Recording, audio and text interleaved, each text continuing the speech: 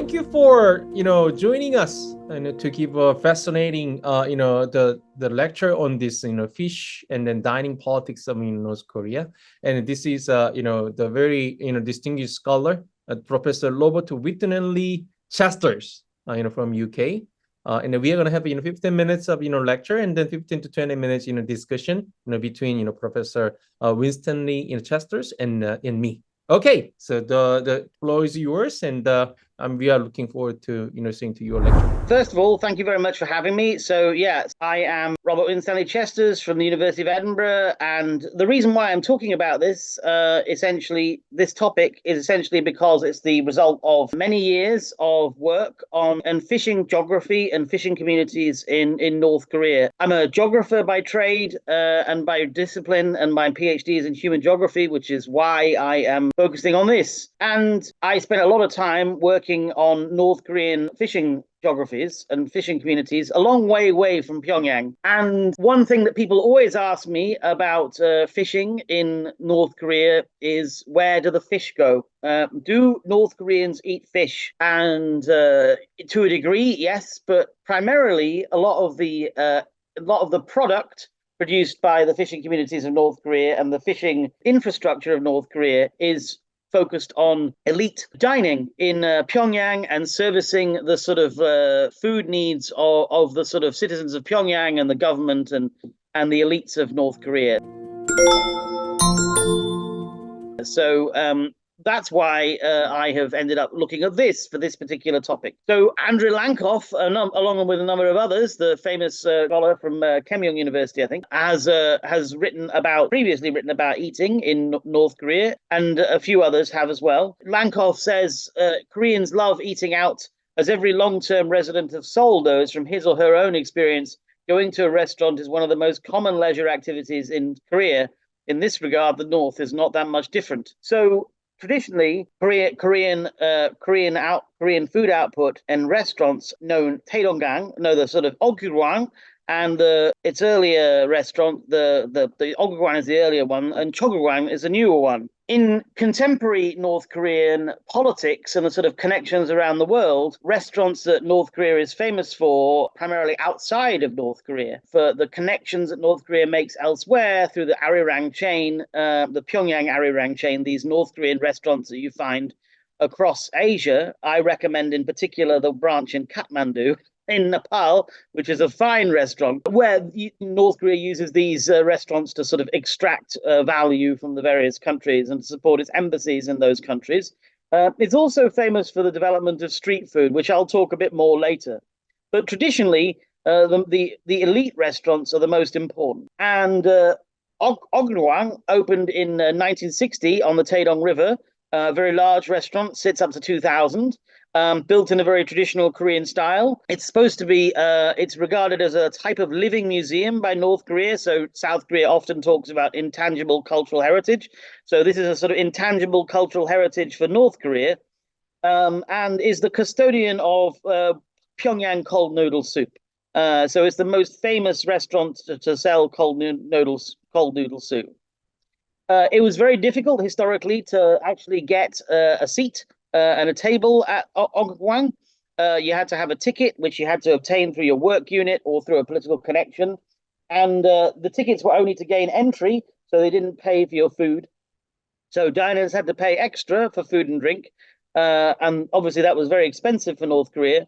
And so North Koreans only rarely had access to these restaurants, even the more recently Chongguang restaurant. But by 2009, at the end of Kim Jong-il's rule, these restaurants were not the only places where elites could eat in Pyongyang. There had been a series of not just the pocheongmatcha style, not just the sort of these pocheongmatcha street food dining style stalls. And I know in South Korea, pocheongmatcha are very often in sort of tents on the street. But in North Korea, they tend to be in these sort of like food stalls that are built into the urban architecture.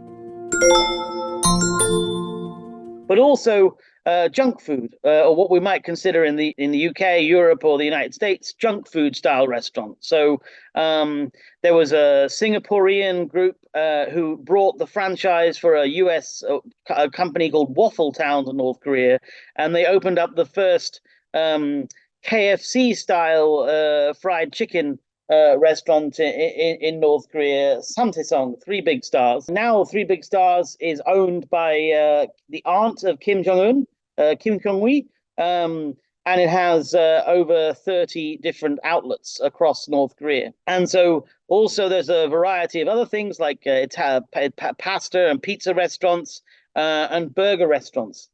And these sort of serve a new elite of North Korea under the rule of Kim Jong-un, the elite that have been talked about as donju, or masters of money. Those people who have been able to navigate the financial crises and challenges of the recent decades to accumulate a degree of wealth and saving through sort of extracting rents and fees, through trading in Jangwadang markets and trading and exchanging across the Chinese border, and reinvesting funds with the Chinese investors in apartment building complex. So Pyongyang's built so many apartments, it's now sometimes jokingly referred to as Pyonghatan.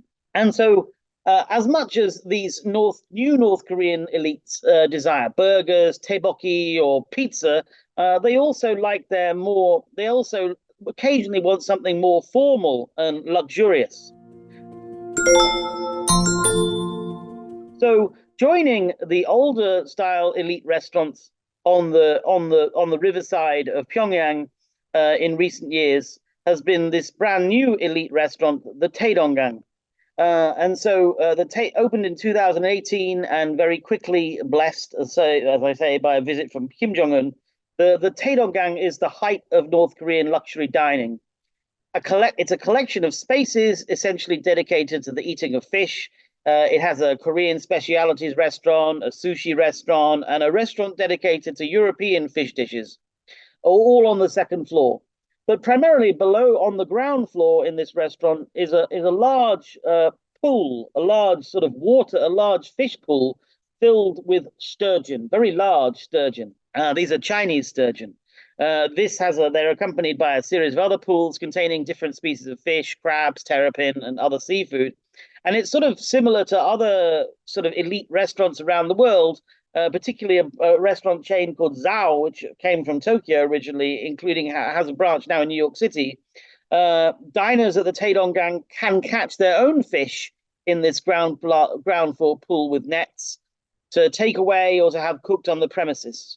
And so, it's a very charismatic space visited by Kim Jong-un, and important to Kim Jong-un, so much so that when Moon Jae-in visited Pyongyang in September 2018, Kim Jong-un picked this restaurant as the site of the dinner, the final dinner. So it's very expensive as a dining option, and way too expensive for the vast majority of North Koreans, but not beyond the means of wealthy citizens of Pyongyang looking for a treat, or beyond the means of party or army or government VIPs seeking to wine and dine their senior colleagues or commemorate a particularly important event. I should say also that there's a couple of photos in here which are from the fieldwork of a colleague of mine, Manon Prudhomme at the IHES University in Paris. Who's eaten there a few times, yeah. So Kim Jong-un obviously visited. Kim Jong-un took Moon Jae-in there. It's an important site for the elites of Pyongyang. But it's also interesting to me for the fact that the key dish at the Taedonggang is quite rare environmentally, which is the Chinese sturgeon.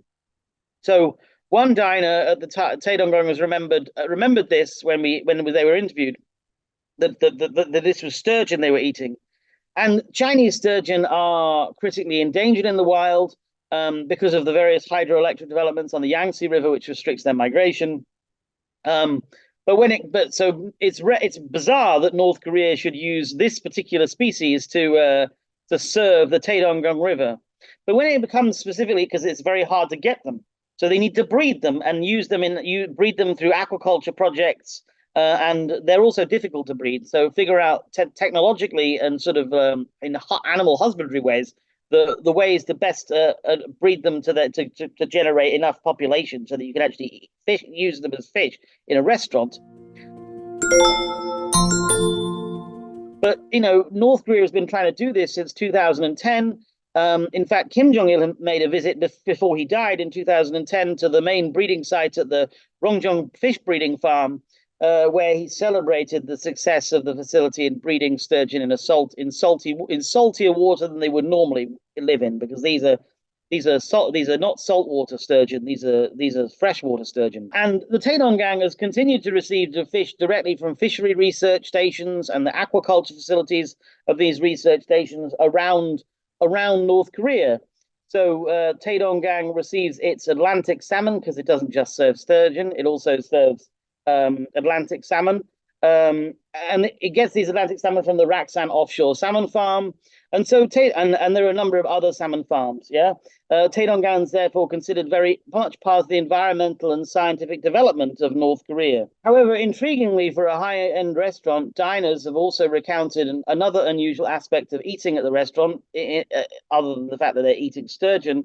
And that's the fact that the food tastes like chlorine, because the fish stay in a little pool for months and the fish tastes like chlorine, according to one interviewer. And this perhaps reminds the reader not just of the ecological impact of eating the fish for this restaurant directed at North Korea's elite, but the fact that in spite of the various developmental efforts and real developmental efforts over several decades involved in the breeding and production of fish and sturgeon like this, it reminds us of the logistical issues involved in food supply, including the preparation and the conservation of those fish once caught, and the sort of hygiene standards in the preparation facilities and distribution in North Korea. But it's fascinating to see that even in a venue meant for the elite and meant for the consumption of highly valuable and ecologically sensitive food, this is still the case, despite the ambitions of North Korea, of Kim Jong-un and Kim Jong-il. I want to say one more aspect in these 15 minutes about the sort of developmental ambitions of North Korea at the sea, or related to the sea. And that is the developments at Wonsan Kalma. So this is essentially a story prior to COVID-19. The investment stopped because COVID-19 essentially closed North Korea since 2020. But prior to COVID-19, a huge amount of investment was to support the infrastructure and the transformation of the Wonsan Kalma coast into a leisure destination for foreigners, essentially. So Wonsan was always important to North Korea, going back to 2006, famous for its Songdo-won beach and the Children's Union camp that was there, which brought children from across the communist world to North Korea. But in 2014, a special tourist zone was announced. And in 2016, the Wonsan Kalma tourist area was announced. And Kim Jong-un began to make a number of on-the-spot visits. Wonsan Kalma Airport had been redeveloped into a sort of international airport. And the Wonsan Kalma beach, which was famous from photos like this taken by the Singaporean Aman Pa, ended up being redeveloped into this tourist site. So Kim Jong-un and a number of other premiers of North Korea and many other political figures visited this site and the developments between in 2017 and 2018, 2019, developing the site very rapidly, including a really wide variety of hotel accommodation and leisure options, including high-end hotels, but also things like family-sized villas and other sort of like cheaper apartments in the facilities, which Kim Jong-un was very interested. And while some speculated that Wonsan and its airport redevelopment focused on enabling South Korean tourists at the time to more easily reach Mount Kumgang, others suggested that actually it's Chinese tourists that North Korea was seeking with this development. So, Wonsan Kalma, we should perhaps consider before COVID to be North Korea's aspiration to create a mass market package holiday or budget tourist destination. And that Kim Jong-un was envisaging a sort of cheaper option for newly mobile Chinese citizens for whom getting into North Korea is much easier and cheaper than for Japanese or tourists from other nations. Okay, so I have some questions, and then you actually the start with your the lecture with the where do fishes go? It's your basic argument is just to elites. Elites means probably say handful of probably 20,000 to 100,000 political elites in Pyongyang and then not to ordinary citizens. And then those extraordinary, and then sometimes look very foreign. What are the primary information source for the food? They must know about this burgers and all kind of say junk food. At the same time, this caviar and then other very extraordinary say foreign fishes too. So where do they get those information? I mean, so North Korean elites historically, before the 1980s and 90s, did not travel abroad that often. But in recent decades, they could hope to go abroad once in their life to China or to Vietnam. But in recent decades, North Korean political elites and sort of people in the donju, the sort of money earning classes, have become much more mobile, apart from the COVID period. So people would travel a lot into China and other places in Asia, to Vietnam, to Myanmar, to other places. And in those journeys would become familiar with like luxury eating styles in other countries. And I think anybody who's ever been to China knows that one thing that Chinese people like to do is host. And when they take you to a restaurant, it's often the most luxurious restaurant they can afford. And they order all sorts of things which are very expensive. So like, as an act of hosting. So North Koreans themselves would have been involved in this, and they would have visited restaurants. Chinese fish-focused restaurants are always fascinating for the fact that you have to walk in through an enormous wall of aquariums with all of the different sort of fish, And so also I'm sure Jeonju, sort of younger North Korean elites would have become familiar with luxury dining and food styles of the rest of the world through the sort of media information they receive from South Korea in various ways on the sort of USB sticks smuggled in, that sort of stuff. And so North Korean elites and younger North Koreans are aware of these luxury foods. And, a certain level of luxury dining has always been present in Pyongyang for the very high elite, even in the 60s and 70s, because Kim Il-sung and Kim Jong-il were always very interested in food, interested in like fine dining. Kim Jong-il apparently loved pizza so much that he flew a team of chefs from Naples to open up the first pizza restaurant and to train a group of army officers into how to cook pizza. Yeah. And so if you go to Pyongyang and you go to the earliest Italian restaurant, it's actually very good. Thank you for your excellent lecture, and then the fascinating conversation on the fish business and fish restaurant business in Pyongyang in North Korea. And it was very informative, and then it was very fun. Okay, thank you. Thank you very much for having me. I really appreciate it. Thanks to Sohee, thanks to you, and thanks to Yonsei for having me, and the Ministry of Unification. Thank you so much. Okay, this is the end.